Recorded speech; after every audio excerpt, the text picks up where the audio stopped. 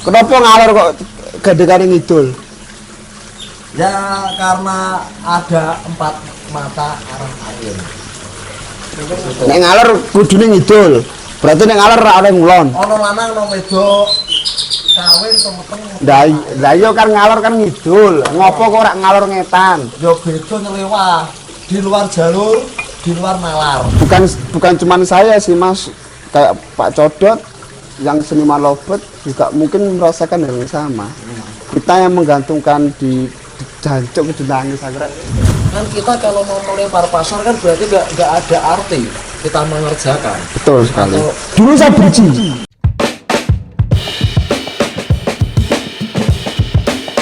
Oke teman-teman, kembali lagi di channel RHN Salatiga. Tentunya di Ngalor Ngidul.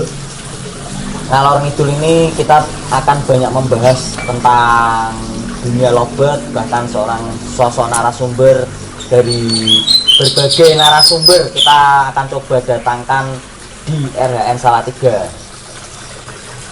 Di sebelah saya udah ada Om Sanjaya, jauh-jauh dari Kudus. Tadi dia Dari mana aja? Dari Surabaya? Dari Surabaya ke Kudus? Dari Kudus terus ke sini. Oh, dari Surabaya. Dari Surabaya. Kudus. Tinggal di Kudus, Tinggal di Kudus. terus di Salatiga sekarang. Gantang tadi kan? Gantang kita itu. tadi ketemu terus wawancara bentar, buat Betul. konten bentar sama Om Sanjaya. Tapi jujur teman-teman, saya juga baru mengenal sosok Om Sanjaya ini, salah satu pemain atau penghobi lobet mania. Seniman toh Mas. Seniman ya? Seniman. toh. Seniman. Seniman. Ini bebas los toh bahasanya apa? Bebas lah, tidak apa-apa Mas. Berarti belum dianggap pemain. Ya seniman itu pasti main. Tapi kalau main belum tentu seniman. Oh ngono ya. Ya. Iki dilupuk luruske meneh. Iya berarti. diluruskan, Oke. dikeceke, dicepke Mas. Oke. Diceke terus Dijejeke, dicepke. Bleske. Bleske nek barang macet kan paten ngono kuwi lho. Oke, baik. Ini baru pembukaan udah kayak gini. Ini episode Ngalor Ngidul yang kedua. Jadi baru 2 episode ini. Kita langsung aja tanya-tanya karena aku kepo banget tentang Om Sanjaya ini. Betul. Om, Siap. mau tanya pertanyaan yang pertama dari saya ini. Om Sanjaya itu bermain lobet sejak kapan sih? Seniman, maaf Om. Iya, siap. Takut nanti diluruskan lagi malah dijek-jeke. Seniman lobet ini mulai dari kapan mengenal lobet? Ya. Memelihara lobet. Kalau memelihara lobet sebetulnya dari dulu Mas. Dari sekolah malah. Dari sekolah. Dari sekolah. Tahun berapa? 2009, 2008 itu udah pelihara lobet saya. 2008 2009. 2008 itu kamu masih sekolah? Masih sekolah kuliah. Kuliah itu. Iya. Ambil apa? Saya manajemen. Apa? Manajemen. Manajemen. Berarti kamu punya perusahaan? Yang punya perusahaan orang tua, cuman saya tidak mau disangkut pautkan dengan orang tua Oke. saya gitu. Cut untuk Cut. pembahasan Ya, itu ya. oke. Oke, Aku siap. mau meluruskan soalnya. Lah saya mau membelokkan. Kalau kamu jurusannya manajemen, Ya, kok larinya ke lobet?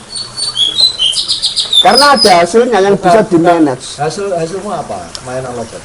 Menjual hasil karya. Karyamu laku dijual. Laku. Karyaku laku dijual. Karya yang berupa suara, keindahan suara itu yang saya jual. Khususnya Ciptaan, lobet. khususnya lobet. Dan saya nggak mau ngejual burung murah loh Mas.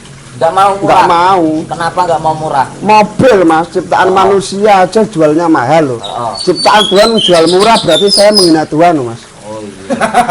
Masuk akal, logikanya masuk. Sul. Iya loh, dan itu Mobil buatan manusia mahal. mahal. Iya. Berarti lobet Ciptaan Tuhan. Saya tidak mau meremehkan Tuhan, menghina Tuhan dengan dijual murah enggak mau. nggak mau. Enggak mau.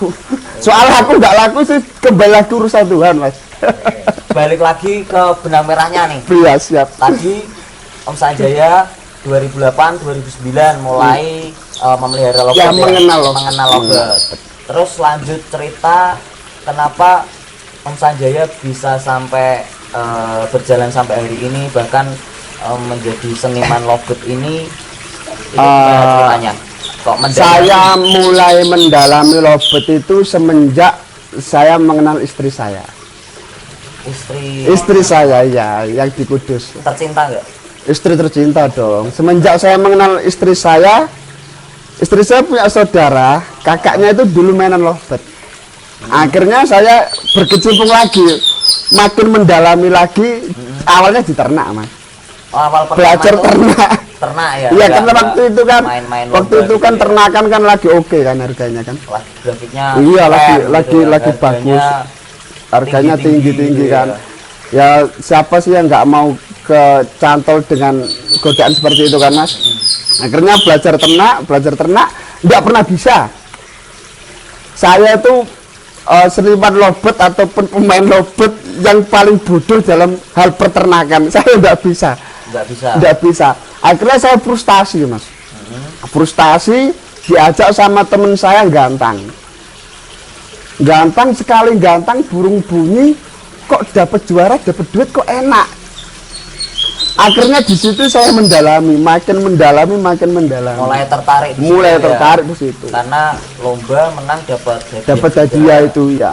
Oh, dari situ Dari jadi situ mendalami sampai saya mendalami sampai saat ini. Jadi di lovebird itu saya mendalaminya itu bukan karena, kalau kebanyakan orang ya, Mas, itu kan yang dipikirkan mendalaminya karena penasaran gimana caranya burung ini bunyi kan. Tapi waktu itu saya nggak berpikiran seperti itu. Burung ini kenapa bunyi? Bukan gimana caranya bunyi loh, Mas. Tapi waktu itu saya mikirnya, burung ini kenapa ya kok bunyi ya? Kok bisa konslet kasarnya waktu itu? bolak-balik gitu loh. Jadi malah Kenapa bunyi? Gitu loh. Kalau orang-orang kan kebanyakan main lovebird, penasaran, kepengen tahu caranya bunyikan burung ini gimana kan. Iya, Om. Kalau saya waktu itu, jangan mana iki muni lah apa yo? Kok isok muni? Terus waktu itu saya lihat burung konslet. Boleh nyebut nama burung ini? Pertama kali boleh ya? Nggak apa-apa, los. Waktu itu saya lihat burung yang namanya Kusumo, punyanya Pak Haji Sigit. Ya itu legend. Iki kok isok muni yo? Kenapa yo? Kenapa kok muni? Muni terus Ya, kenapa kok muni terus? Kenapa kok bunyi? Dari situ saya mikir makin menggilai. Oh, jadi dari rasa penasaran itu membuat Om Sanjaya semakin mendalami. Makin mendalami lovebird. Jadi daya tariknya itu malah dapat pertama kali dari penasaran itu ya. Dari penasaran itu. Tapi enggak daya apa? Tapi cara tertariknya pikirnya berbeda. karena lihat burung bunyi. Enggak, aku nggak pernah mikir cara-cara, nggak pernah mikir. Kenapa gitu loh. Yang ada di otak saya dalam kehidupan saya ini sesuatu hal yang terjadi itu karena kenapa gitu. Jadi akhirnya saya mendalami itu Dan bisa sampai hari ini masih. sampai hari ini. Tapi Dan itu jawabannya masih belum ketemu loh, Mas. masih belum ketemu. Masih belum 100% ketemu. Oh, masih Seniman masih pusing. Seniman masih pusing saya ini. Gitu loh. Jadi seniman itu kalau sudah menemukan, ya seniman itu kan dia melakukan karena belum menemukan. Tapi kalau sudah menemukan ya udah ditinggal. Ini belum menemukan. Belum menemukan. Gitu. Kalau udah menemukan ditinggal. Pak. Insya Allah. Ini aku ngomong belak-belakan di kontennya RHN ini. Kalau saya menemukan kenapa burung ini bunyi dengan 100% fix itu, saya bakal tinggalkan. Karena rasa penasaran saya sudah terjawab kan. Nah, seniman itu tidak akan pernah terjawab rasa penasarannya, makanya tetap dilakukan. Masih lanjut terus. Masih lanjut terus sampai hari ini gitu. Terus selama dari 2008-2009 terus mendalami lovebird. Setelah mendalami lovebird itu apa sih? WA nggak ada. Bentar.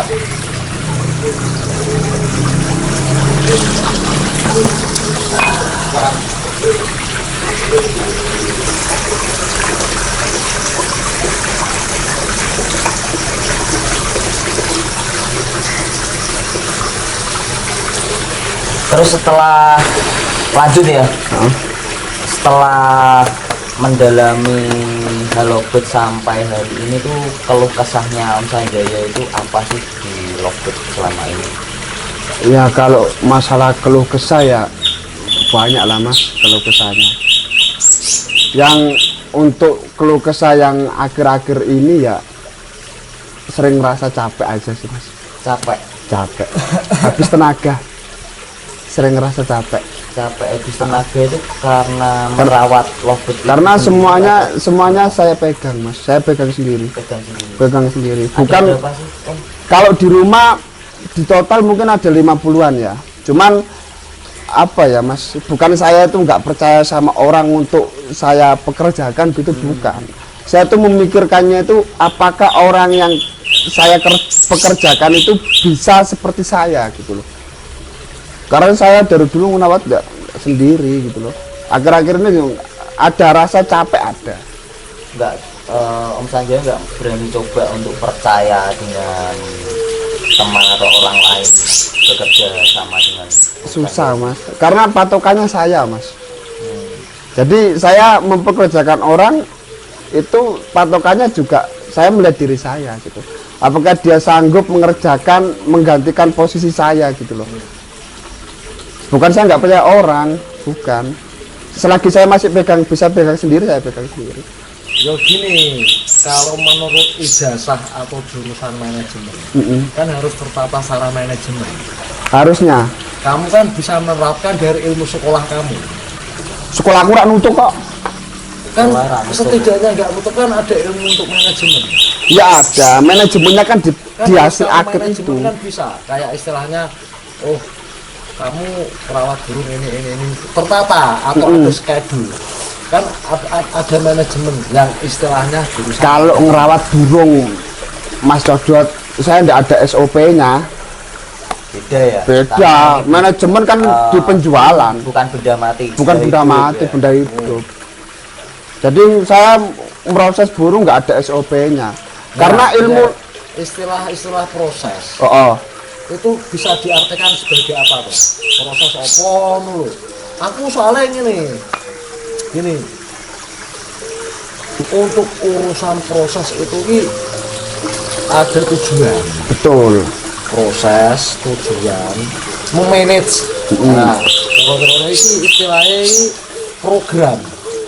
Nah, tentang apa? Tujuan proses itu. Iya. Kalau saya secara gamblang jawab sesuai isi hati saya memproses burung itu, saya di burung ini senang, Happy, nyaman, nyaman. senang, dan saya proses burung ini tujuannya itu cuman lihat dia bernyanyi, lihat dia bunyi. Rasa penasaran saya kenapa dia bunyi itu terjawab. Sebetulnya cuman itu. Saya proses burung, tapi dasarnya harus senang dulu. Kalau senang, ya semuanya yang dipikirkan juga pasti enak mas, gitu loh. Terus gini Om, pernah nggak sih Om Sanjaya mengalami momen yang mungkin paling menyedihkan di dunia Lovebird selama Mas Sanjaya bergelut dengan Lovebird? Ada. Kan di setiap perjalanan hidup kan ada suka dan duka. Betul. Kita bahas dukanya dulu nih. Betul. Apa ya yang pernah dirasain Mas Sanjaya sampai mungkin yang titik terendahnya gitu? Titik terendahnya saya selama akhir ini mas, itu susah laku mas. Susah laku. Susah laku. Jujur, susah laku. Jujur susah laku. Terus terang ini terus terang ya. Bukan tidak laku tapi Susah laku, bukan saya merendahkan pasar Lovebird, bukan. Ini faktor susah laku. Itu mempengaruhi suatu perekonomian. Suatu perekonomian. Itu Pasti itu. Dampaknya atau klausul susah laku itu dari apa? Kalau dari segi pandangku, Mas Dodot, dari segi pandang saya ya, yang menurut saya yang membuat pasar Lovebird ini penjualan susah laku ini dikarenakan banyaknya orang yang menginginkan untuk bisa bikin sendiri. Karena mereka dulu itu tergambarkan, terpikirkan, terbayangkan bahwa jual burung itu gampang, bahwa jual burung itu mahal. Dulu satu piring dimakan kita bertiga, sekarang satu piring dimakan orang banyak, Mas. Bahkan dari orang yang bukan asli menggantungkan hidupnya di burung juga ikut berkecimpung di penjualan burung. Istilahnya pada tujuan terobsesi. Terobsesi. Oke. Seperti Tujuan itu. terobsesi. Berarti kalau ada istilah kayak gitu, itu seniman itu belum bisa dipungkiri untuk bisa makan. Belum bisa. Jadi seniman itu tidak bisa apa ya, dipungkirin tidak bisa makan itu ya tidak bisa juga seperti itu. Pasti bisa makan, tetap bisa makan. Cuman dulu makan sehari 2 kali, sekarang bisa 1 kali gitu. Makanya sehari biasa 3 kali. 3 kali, Sehari cuma sekali ya. Kasarannya Tapi seperti itu. perlu digarisbawahi dari statement Om Sanjaya itu tadi kan bilang susah laku. Iya betul. Tapi bukan tidak laku. Bukan tidak laku loh ya. Dan meskipun itu susah laku, sekali laku harganya kan tetap sesuai spek burung itu Betul, sendiri kan. betul. Sesuai kenyataan burung itu. Gitu. Jadi untuk kalau kesahnya Om Sanjaya di momen yang mungkin menurut Mas Sanjaya kita ambil dukanya dulu Betul. gitu ya. Itu dukanya. Selain itu ada lagi enggak? Misal waktu lomba di lapangan ataupun Ada, Mas. di mana itu apa yang membuat mungkin bisa dikeluarkan di Dukanya konten itu kali ini. dukanya itu kalau kita lomba terus tidak sesuai harapan itu juga termasuk duka sebenarnya. Tidak sesuai harapan itu Kita kalah, oh kalah kita satu. kalah. Oke. Kadang kita habis di transport kasarannya, pulang nggak dapat apa-apa, itu sering terjadi seperti itu. Ya itu memang termasuk dukanya Itu juga termasuk sih. duka bagi saya gitu loh. Cuman kan dukaku tidak berlarut-larut gitu, karena tertutupi oleh rasa senang. Dasarku emang di lovebird ya senang gitu. Cuman ya duka itu pasti ada, cuman ya tetap tertutupi oleh rasa itu, oleh rasa senang. Bahkan bukan cuman saya sih Mas, kayak Pak Codot yang seniman lovebird juga mungkin merasakan hal yang sama. Kita yang menggantungkan di jancuk ke nangis akhirnya Nggak apa-apa, kita kita, watch di sini. kita yang menggantungkan. Ada yang unek-unek dikeluarkan Iya. di konten ini. Jadi kayak kita kerja Mas, saya tuh kerja 25 jam, pagi, siang, sore, malam, itu full di burung. Full di burung. Kadang terjadi hal susah laku ini juga malah mikir sampai kapan gitu loh, apa yang harus saya lakukan gitu loh. Kalau saya membanting harga, berarti saya membunuh semuanya. Yang menggantungkan hidupnya di unggas, di lovebird terutama. Dan itu masih dilema. Ya semoga aja harapan saya ke depannya ya ada perubahan yang lebih baik. Cuman ini pesan saya, aku tahu di luar sana itu memikirkan pengen seperti saya, pengen seperti Pak Codot yang bisa membuat burung, yang bisa memproses burung. Kelihatannya enak. Kelihatannya gitu ya. enak, tidak semudah itu. Kita yang 25 jam di burung saja masih meleset. Udah jadi pun kita susah laku. Dan kadang yang bikin sakit hati mungkin menghargai kerja keras kita sudah menciptakan Betul. satu lovebird mungkin yang berkualitas, Betul. dihargai dengan seenaknya.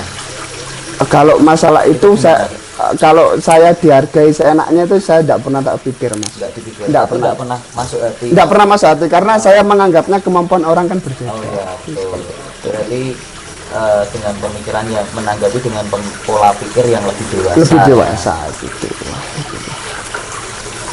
Niatnya ini konten buat seru-seruan malah terbawa haru. Pak. Males. Biar unek-unek kita semua juga. Saya tuh jarang nangis loh Mas. Karena selama ini tuh ya ini yang dukanya itu seperti ini gitu loh. Iya. Saya di media suka ketawa, suka apa. Saya tuh sering nangis Mas. Gitu gitu ya, melihat Iya. situasi saat ini. Melihat kondisi saat ini saya tuh sering nangis sebenarnya tuh. Kalau malam gitu kadang diem mikir.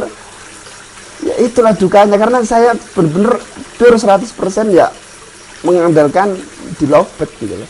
Oh, 100% mengandalkan di Lovebird. Iya, di penjualan Lovebird gitu. Ya salah satu UMKM. UMKM. Ekonomi kreatif di situ. UMKM ekonomi kreatif ya itu tergantung. Ya memang kalau urusan jual beli itu ya kadang berpikirnya memang susah. Iya, betul. Susahnya kita maunya segini, kebetulan orangnya segini, nggak ketemu. Kan kalau istilah susah mahal kan ketemunya kan di angka nggak ketemu. Dalam arti susah mahal banyak peminat, cuma tidak sesuai yang Kita harapkan. Kita targetkan. kita targetkan atau kita lempar ke pasar. Betul, betul. Kan cuma ada dua pilihan, kita lempar ke pasar ya segitu kita memusnahkan banyak orang. Cuma kalau memang kita mempertahankan hak kita ya susah laku, Soal aku. kan itu problem. Tapi kesimpulannya kan berarti bukan tidak mungkin tapi tidak mudah. Bisa disimpulkan seperti ya itu, Pak? tidak mudah Tidak karena mudah, kan tapi kan bukan tidak mungkin karena kan? gini mas, dari unggas itu ada pasaran. Betul. Kan kita kalau mau melempar pasar kan berarti nggak ada arti kita mengerjakan. Betul sekali. Atau kalau ada istilahnya kita ya berjiwa seni, tidak ada artinya lukisan nggak laku. Nggak ada artinya. Padahal lukisan itu dari karya seorang itu mahal. Betul sekali. Cuma kalau kita melempar harga lukisan itu harga dengan harga sama foto, mau dikemanakan karya pelukis? Padahal lebih bagus visual foto yang lebih persis dengan wajah kita. Yang lebih tampak ya. Cuma pakai alat. Kita nggak mikir cuma pakai alat. Ini wajah saya, foto. Ini lukis wajah saya. Bertahun-tahun belum tentu jadi. Betul sekali. Nah, kalau kita lempar harga lukisan sama dengan harga foto, dikemanakan masingnya seniman. Nah, di situ itu problem matematika. Itu.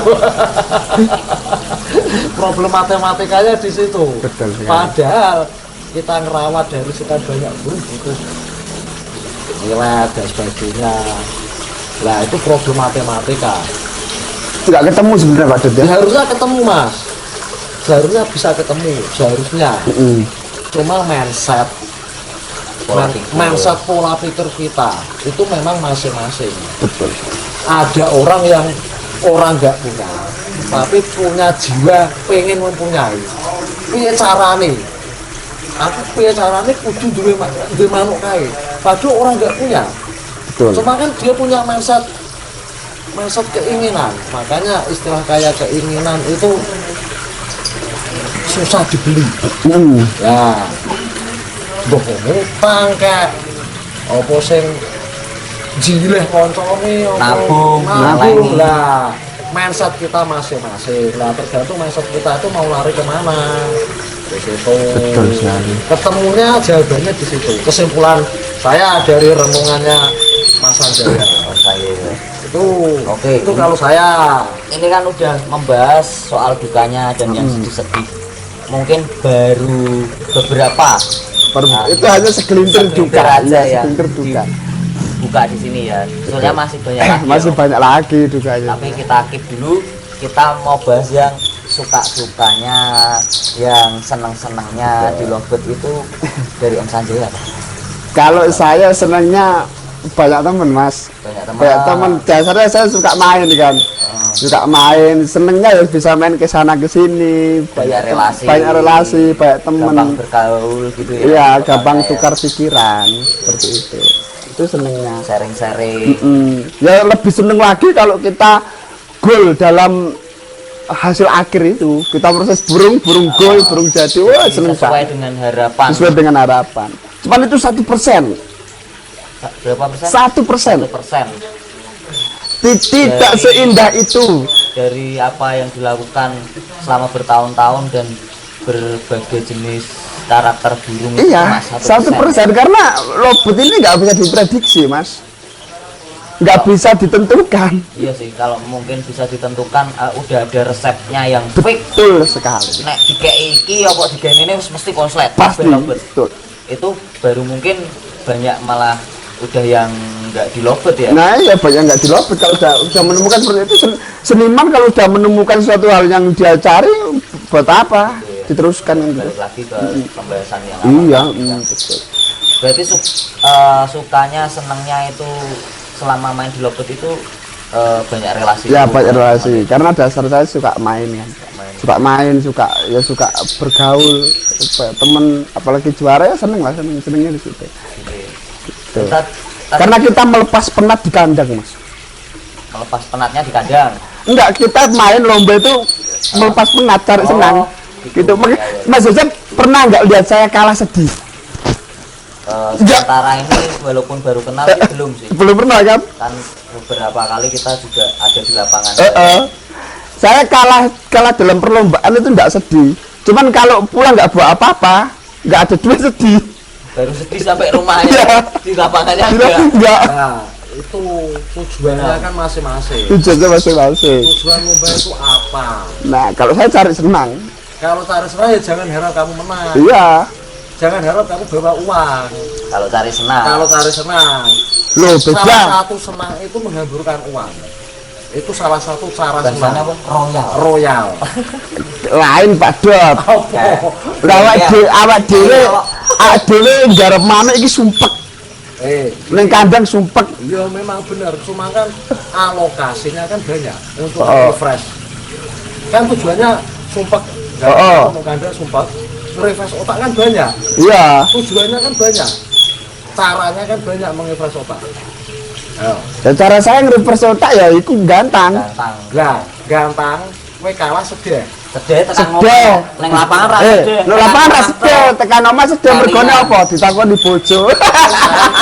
Nah, makanya itu tujuanmu gantang apa?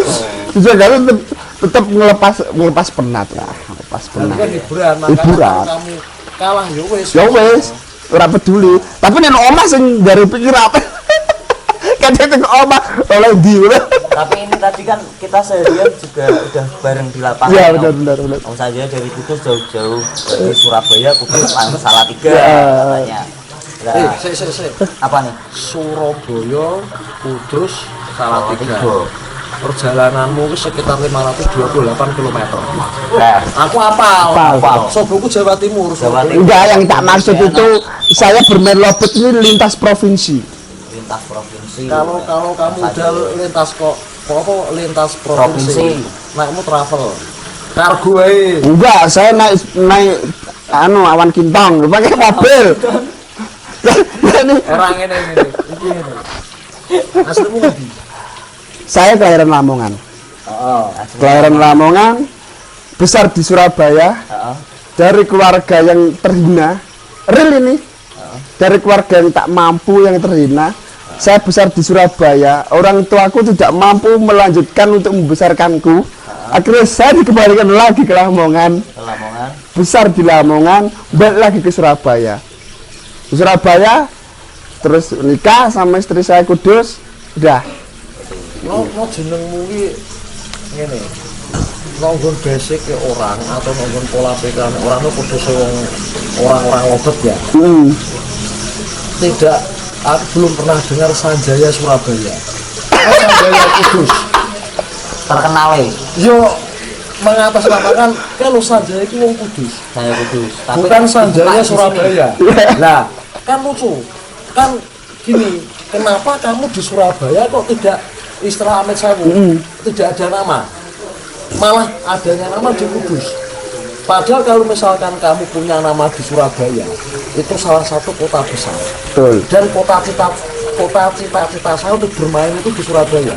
Kenapa tidak ada istilah Sanjaya Surabaya? Kok malah Sanjaya itu wong Kudus? Kan terdengar unik, aneh. Di telinga Betul. saya pun aneh. Mungkin ini adalah keberkahan yang Tuhan berikan. Karena saya ketemu istri saya. Saya tinggal di Kudus. Kudus itu kota berkah buat saya. Menurut Padahal saya. kamu baru berapa tahun? Baru beberapa tahun di Kudus. Tahun berapa sih di Kudus? 2017. 2017. Jentas. Nah, Ya 6 tahun. tapi ketika saya menginjakkan kaki saya di Kudus, di mana kaki saya berpijak, di situ langit saya junjung. Dan di situ Tuhan merestui niatku, merestui langkah baikku untuk mencari nafkah di Kudus. Akhirnya yang bisa menjawab itu ya saya jawabnya ya ini rezeki dari Tuhan gitu loh.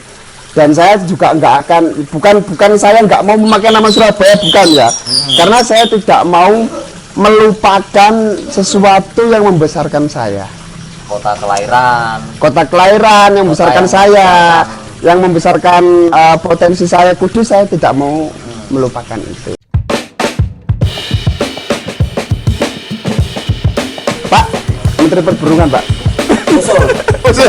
benci lihat pria gendut dan benci lihat codot Eko Jeremia. Orang-orang itu bermindsetnya itu sudah berbeda. Sudah berbeda.